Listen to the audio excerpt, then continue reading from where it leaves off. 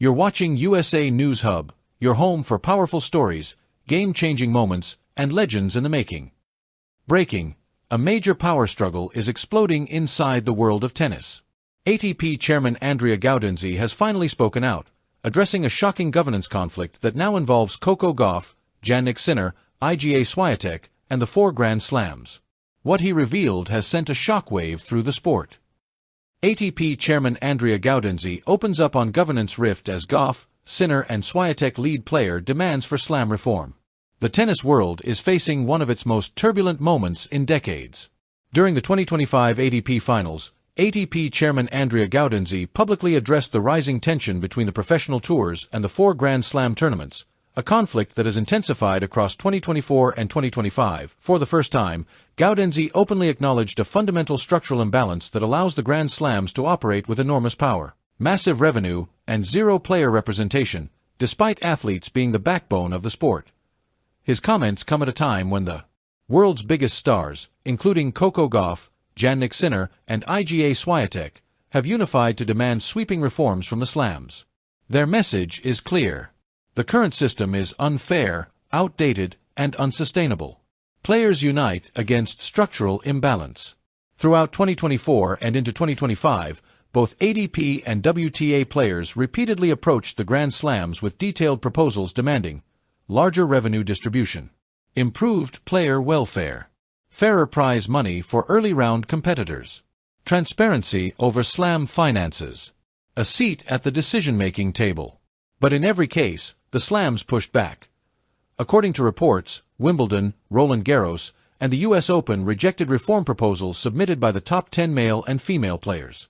Even more shocking, when players requested a formal meeting during the US Open, slam officials declined, citing ongoing disputes involving the Professional Tennis Players Association, PTPA, and disagreements over the global calendar. This refusal intensified frustration among the sport's biggest stars.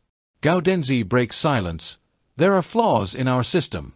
During the ATP Finals, Gaudenzi addressed the issue head-on, acknowledging the contrast between ATP and slam governance models. He said, "There are obviously flaws in our system because of the legacy and having 4 slams independent, the ATP and the WTA and the ITF." He praised the slams' importance but emphasized their lack of accountability.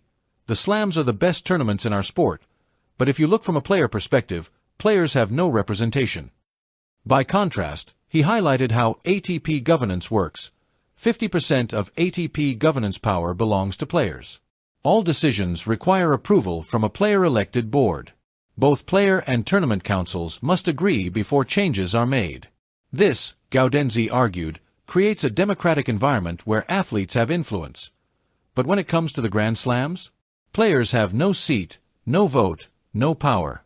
Slam independence, strength or weakness.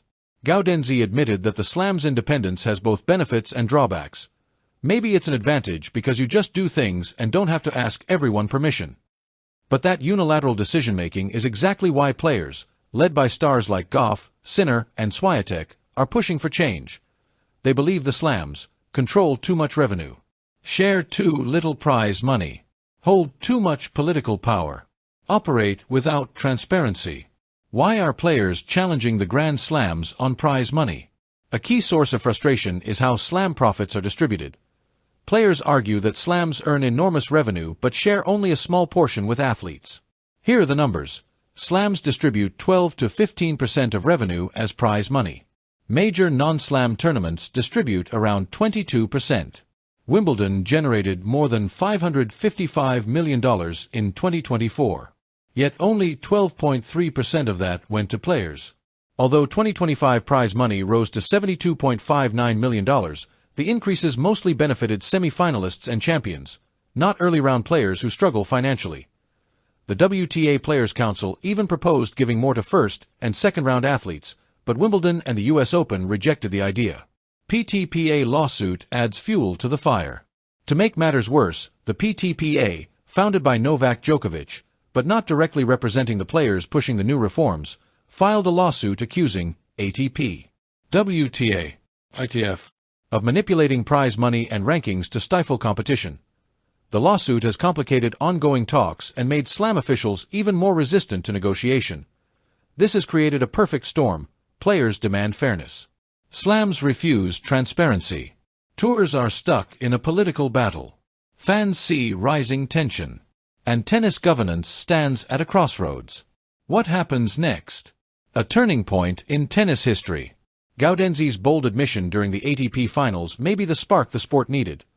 Top players, including Coco Gauff, Sinner, and Swiatek, have already proven they are willing to stand united. They have the global influence. They have the fan support. They have the leverage. But the Grand Slams? They have the money and the power. The next months could determine whether tennis finally modernizes its governance or plunges deeper into conflict. One thing is certain. This is one of the biggest battles the sport has faced in decades, and the world is watching. Thanks for watching USA News Hub, where every game tells a story. Don't forget to like, share, and subscribe for more stories that define sports.